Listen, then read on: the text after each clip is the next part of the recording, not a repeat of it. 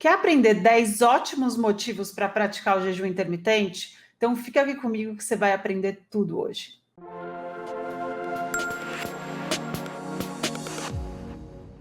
Sejam muito bem-vindos ao meu canal. Se você ainda não me conhece, eu sou a doutora Maíra Soliani e por aqui você sempre vai saber tudo sobre essa prática milenar que pode transformar a sua saúde. Mas antes de seguir com o vídeo, vou pedir para você apertar o botãozinho do like para continuar recebendo conteúdos como esse. Então vamos lá, né? Porque jejum não é a coisa mais fácil do mundo, mas depois que a gente lembra e relembra de todos os benefícios que ele pode trazer, fica mais fácil praticar. Então vamos lá ao primeiro benefício. Benefício número 1 é o mais óbvio, né, pessoal? Emagrecimento. Toda vez que a gente não come, não se alimenta, a gente muda a chavinha da energia e começa a usar os nossos estoques armazenados.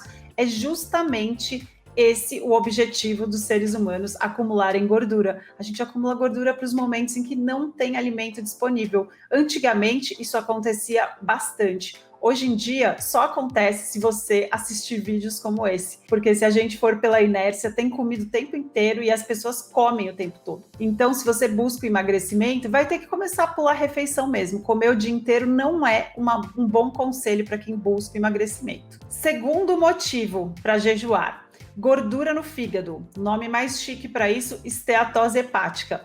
Se você já ouviu falar disso ou sabe que tem esteatose hepática ou conhece algum familiar que tenha, encaminhe esse vídeo para ele. Gordura no fígado é uma epidemia silenciosa, ela acomete já 25% da população mundial e é ignorada. Não dão a importância devida para essa doença como deveriam dar. O que acontece? Até a década de 80, a gordura no fígado só aparecia para quem consumia álcool. Depois disso, essa realidade começou a mudar e hoje em dia a maior parte dos pacientes com gordura no fígado nem bebem. Esse acúmulo pode acontecer por excesso de energia, excesso de carboidrato, comer o tempo inteiro, comida processada de 3 em 3 horas, do mesmo jeito que a gente aprendeu que era saudável ficar enchendo de lanchinhos. Pois é, não é tão saudável assim. A gente começa a acumular energia e não tem mais onde colocar. Quando começa a aumentar os nossos níveis de insulina, essa gordura também vai se acumulando em lugares perigosos. Um desses lugares perigosos onde ela não deveria estar é justamente o fígado. E essa gordura, ela começa se acumulando lá sem inflamar. Depois, o que vai acontecendo com o fígado? Não era para estar lá essa gordura. Então, ela começa a inflamar o tecido. Depois que ela começa a inflamar, sabe o que pode acontecer? Esse tecido começa a virar uma fibrose. E é justamente isso que é o início da cirrose. Infelizmente, as principais indicações para transplante de fígado hoje em dia estão sendo justamente por consumo excessivo de carboidrato e não álcool. Então, comer o tempo inteiro, comer comida processada e achar que isso é normal, não. O seu fígado ele sofre silenciosamente por anos até dar problema. Então é muito importante que você saiba o que é gordura no fígado e também saber que a solução está ao alcance de todos, porque é justamente reduzir esses carboidratos, principalmente açúcar, álcool também, lógico, né? A frutose concentrada é péssima, ela aumenta esse acúmulo de gordura de uma maneira descontrolada e, se você quiser associar um tratamento muito poderoso, esse tratamento é justamente o jejum intermitente. Porque, mais uma vez, quando a gente pula refeições, a gente obriga o nosso corpo a mudar a chavinha para modo queima de energia. Que energia é essa? A primeira energia que é queimada durante o processo do jejum intermitente é justamente essa gordura ruim que envolve os órgãos, que a gente chama de gordura visceral. Então, com certeza, se você tem gordura no fígado, o jejum intermitente é para você.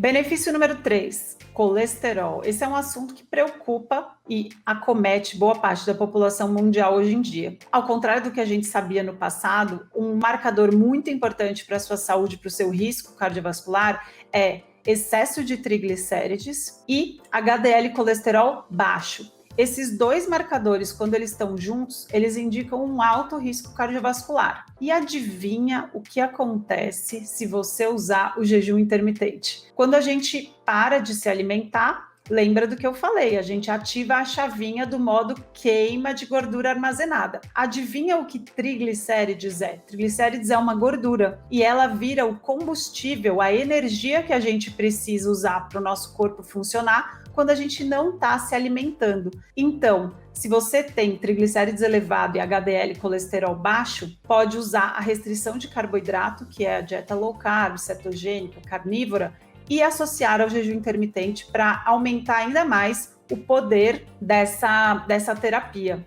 Quarto benefício que o jejum pode te trazer: que tal regular o seu açúcar no sangue? Se você é pré-diabético ou se você é diabético tipo 2, o jejum é simplesmente uma ótima. Mais uma vez, essas duas condições, elas refletem um excesso, um acúmulo de energia, e esse acúmulo é tão grande que ele transborda até para a corrente sanguínea, tanto que quando você vai lá no laboratório, você encontra que mesmo em jejum, o seu açúcar no sangue está o quê? Alto. E aí é uma questão de números, classificar os pacientes entre pré-diabéticos e diabéticos tipo 2. Você, se é pré-diabético, você provavelmente também já tem o mesmo problema instalado, só que num grau um pouquinho mais leve. A diferença é que para os pré-diabéticos, praticar o jejum é totalmente tranquilo. Já para os diabéticos tipo 2, eles precisam de auxílio médico. Por quê? Porque o diabético tipo 2, com a alimentação padrão que ele segue, comer de 3 em 3 horas, comer 2, 3 refeições ao dia com bastante carboidrato, as medicações para regular esse açúcar estão reguladas para essa dieta. Se você for fazer qualquer restrição de carboidrato e jejum intermitente, você precisa antes alterar as medicações e ajustar para não correr risco de efeitos colaterais de excesso de medicação. Mas, só para vocês visualizarem por que o jejum é tão benéfico para essas condições, imaginem de novo que quando a gente não se alimenta, a gente ativa de novo aquela chavinha que coloca o nosso corpo em modo queima. Qual é o primeiro acesso que a gente vai fazer de energia? É lógico que é esse açúcar que está sobrando na corrente sanguínea. Mas lembrando, nosso corpo é muito inteligente. Então, o jejum, ele não diminui a sua glicemia até você passar mal. Ele modula. O que é modular? Para pessoas normais, você não vai fazer hipoglicemia no jejum, porque o nosso corpo é inteligente. A gente foi programado para jejuar. A gente só parou de jejuar nos últimos 30 anos porque é super interessante para a indústria farmacêutica e alimentícia que a gente come o tempo inteiro. Mas aí, voltando ao raciocínio, se você não se alimenta e é diabético ou pré-diabético, você tem glicose sobrando na sua corrente sanguínea. Essa é a primeira fonte de energia que o seu corpo vai usar. Ele ainda vai estar queimando açúcar, mas o açúcar que está sobrando do seu sangue. Depois que a gente começa a acessar os estoques de glicogênio no fígado, que estão sempre muito cheios no diabetes tipo 2, e depois você começa a acessar a sua gordura. E lembrando, para o diabético tipo 2, emagrecer na região abdominal corresponde a melhorar a doença. Então, com a prática, vocês imaginem que com uma prática frequente semanal, a gente progressivamente vai melhorando a doença. Então, é por isso que o jejum intermitente é uma ferramenta incrível para quem sofre de pré-diabetes e diabetes tipo 2, porém, diabetes tipo 2 precisam sempre de um acompanhamento médico.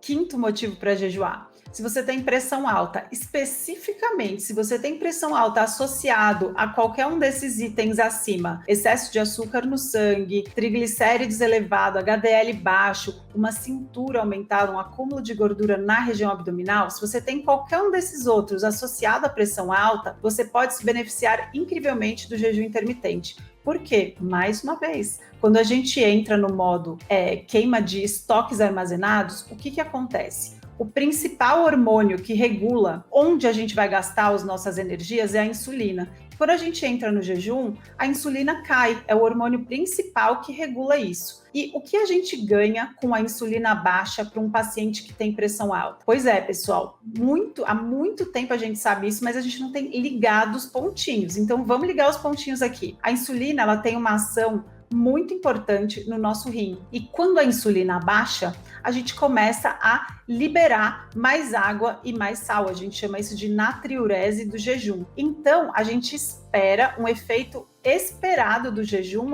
um efeito diurético, né? A gente começa a liberar mais água e a gente começa a liberar mais sal. E olha só que engraçado, esses são os principais objetivos da maioria dos medicamentos para pressão alta. Então você pode esperar que pelo menos durante o jejum a sua pressão vai ficar mais baixa. E é por isso que é muito importante que, apesar do jejum ser uma ótima ferramenta, assim como para o diabetes tipo 2, nesse caso, hipertensão arterial, você precisa do seu médico para ajustar as medicações. E você pode esperar emagrecimento e uma melhora da resistência à insulina.